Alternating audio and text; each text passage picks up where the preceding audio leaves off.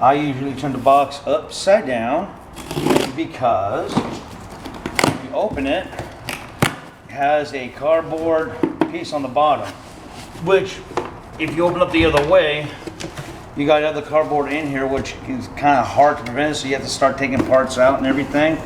But this way is just simply the best. Keep this off to the side. You will use that. Throw everything else away. Take all the screws out. It has wing nuts on one side.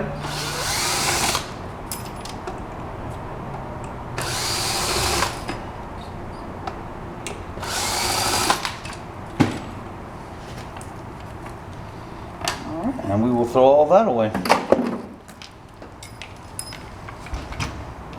Okay. There is your contactor. You have your closed, you have your open.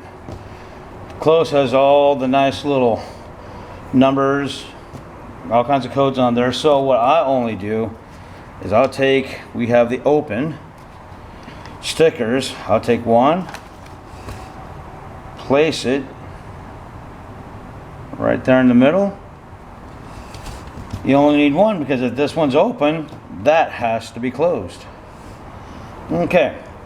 Now we're going to start taking the jumpers out because we don't need the jumpers the way we are wiring it up. This is the first jumper it's going to go. Wait, which one was that? Right here. And now... Wait, hold on. That was connected to what? It's connected to... It's going to be on the top piece. Because you got two screws. This one's hit on the top. And we actually... on our manual, we actually have these numbered 1, 2, 3, and 4.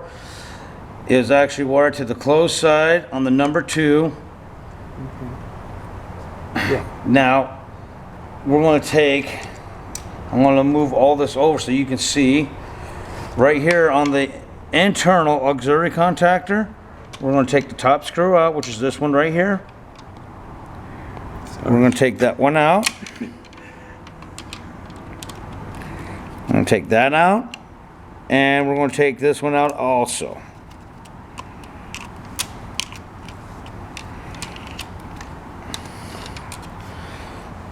These two are also over here. We're going to take this one out, and we're going to take this one out. And this is for a 3-phase? Yes, this is for a 3-phase. So we're just going to yank these out real quick.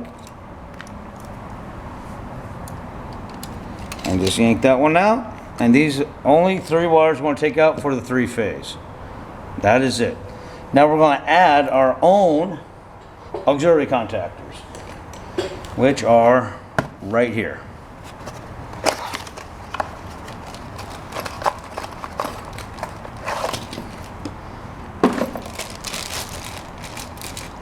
You got a both, which you can see, which is a constant closed and constant open. When I get them, I'll always go ahead and I just test everything out, make sure everything works properly. Since they do, we're going to go ahead and put the bracket, which it comes with, which is right here. That is the bracket we are going to actually put on the contactor.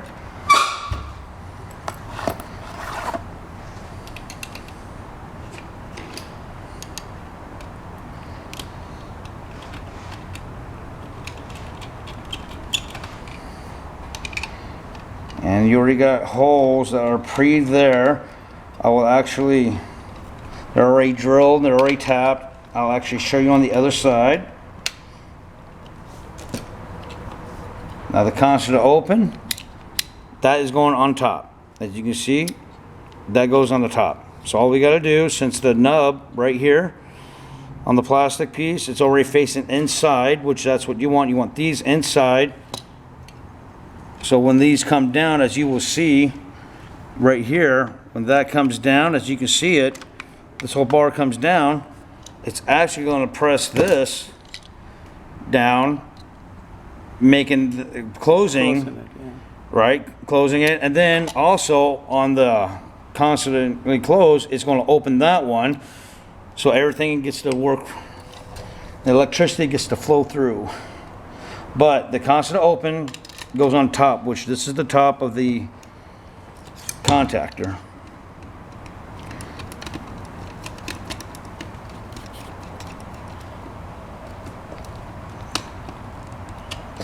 Now on this one has to go on like so. It's a constantly closed, but this nub has to be faced on the inside. So what we do, we just go ahead and grab that and just pull it. That's all you do. Flip it around, press it back on. Make sure everything's okay. Everything works fine. Slide the inside part right here, just put it flat on the bracket and just slide it forward. That's going to hook to the hook right here. And the hole is going to line up with the screw. So what you got to do is just tighten it down. I'd like to get a screwdriver in between the bracket and actually the base of the contactor. Gently though, putting pressure on also gently, I like to just go in here and kind of align it so these kind of sit a little bit more flat against. Okay. So now we're going to go ahead and make sure everything works. We're going to push down on the contactor, and then you're going to see how everything works, how the normally open closes, and then the normally closed opens. That shows to be working very good, as you can see it. That is awesome. That's what we want to see. Pretty good. This is done. We're going to do the same thing on the other side.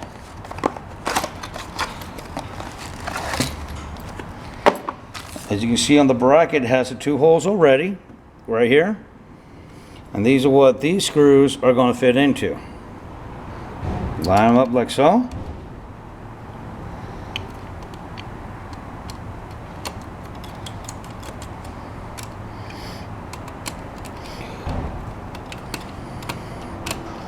And just don't need to gorilla tighten it, but just nice and tight.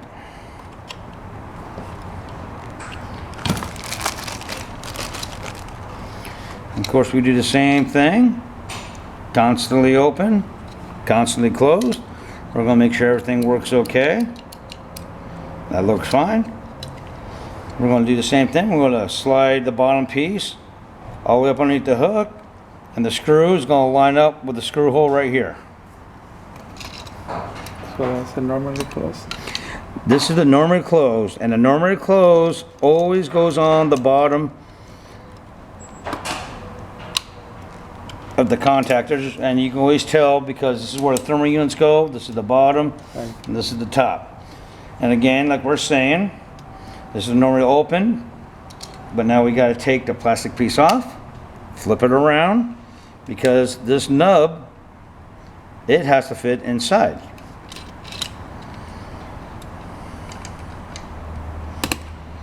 All right.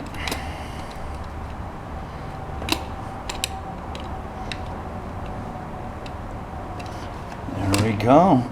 It looks like a pretty fit. Nice. Don't even need to look at that. Pretty Fits flush. perfect. Oh, it's flush. It's beautiful. Don't need to do nothing. But we're still going to test it out, of course, by pushing down on the contactor so everybody can actually see how everything functions, and that's how it works. Sounds good. Okay. That's the end of it for now? We're going to put the thermal units in right now. So why is that wire out? Oh, because when you loosen it up, Well, yeah, I wanted to show you on the Okay. inside what's going on, get that out of the way. So what we're going to do now is we have the thermal units. This is a thermal unit. We're using the actually it's the B.50. Now depending on what the motor size is, the volts you're using and everything, is depending on the size we have here. This is a simple 240 3/4 motor, and we always use the 5.5s, the B 5.5s, and this is where your best friend is going to be your DeWalt.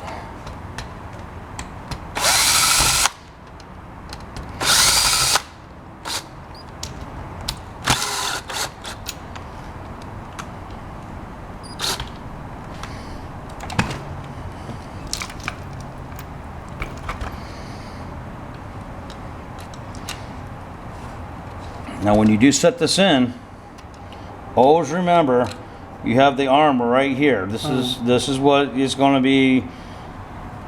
This is the wheel on the thermal units. If the amperage gets too hot, that's why they call them thermal units. It attracts it. This will set the arms off, shutting everything down. It's a safety feature, so nothing will catch fire. But when you put this on, the wheel must go underneath the arm. We'll just slide it in there like so. Make sure that arm is above the wheel. Replacing the screws.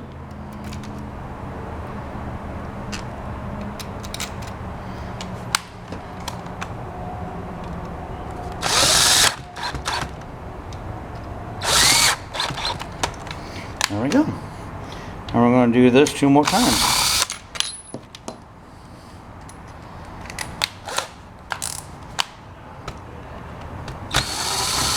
Nope. Would help if I put it in there correctly. The screw driver part, the flathead bit. There we go.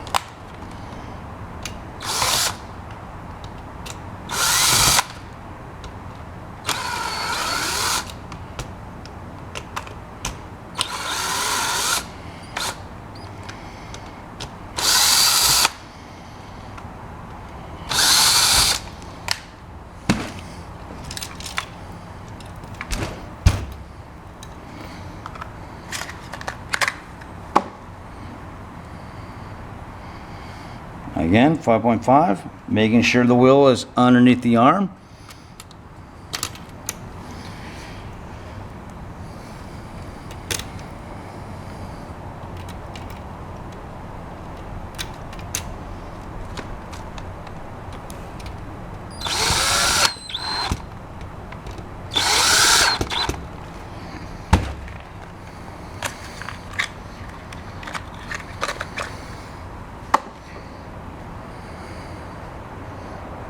.5 it is. We'll go underneath the arm.